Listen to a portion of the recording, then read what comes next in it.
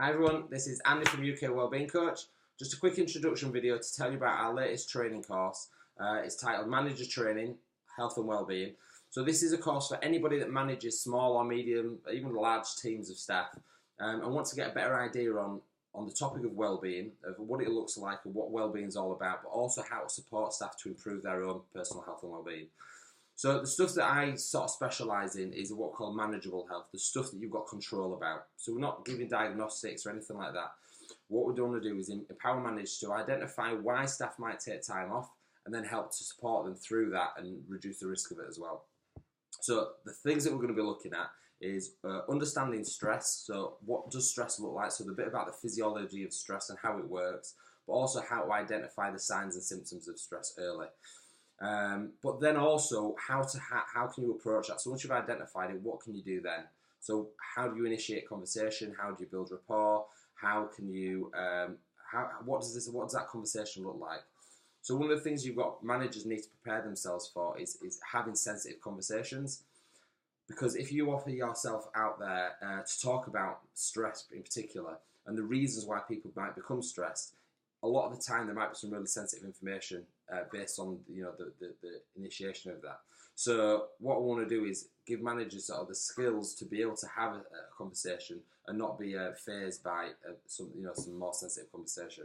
So that's what we'll look at in the morning, and then how to create that program of well-being. So how to create a culture of well-being based on that. So not just ticking the box and saying, look, we've talked about it, we've done it, but also how can we actually do that?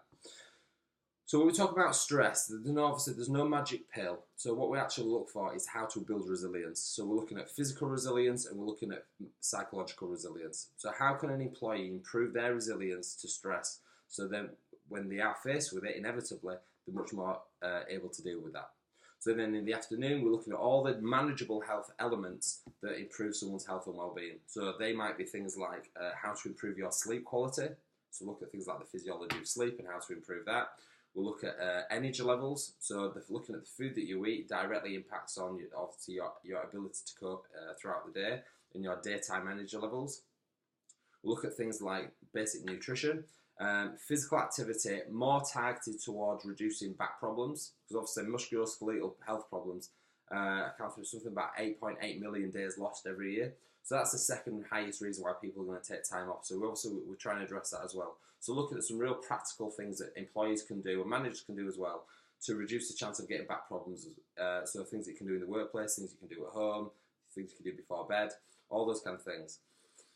So then we look at things like how to increase your psychological resilience. So looking at things like stress management tips, looking at mindfulness techniques, relaxation, some of the elements, really practical things that people can do and implement straight away to kind of improve that. And then we're finishing off the day with how to set goals. So the aim of this is to then train managers on how to have the conversation, but also to set an employee a non-opinion based goal. So we use things like motivational interviewing and asking open questions to support that employee. And then we'll look at the review process. So that's what the full day entails. And I think generally it gives a manager especially a real good understanding of what well-being is, why it's important for both the ethical reasons to invest in well-being, so obviously we want to look after staff, what the business case is, so why companies invest in well-being in the first place, so obviously the financial benefits of doing it, and then how to kind of implement it all as well. So it's a real informative day.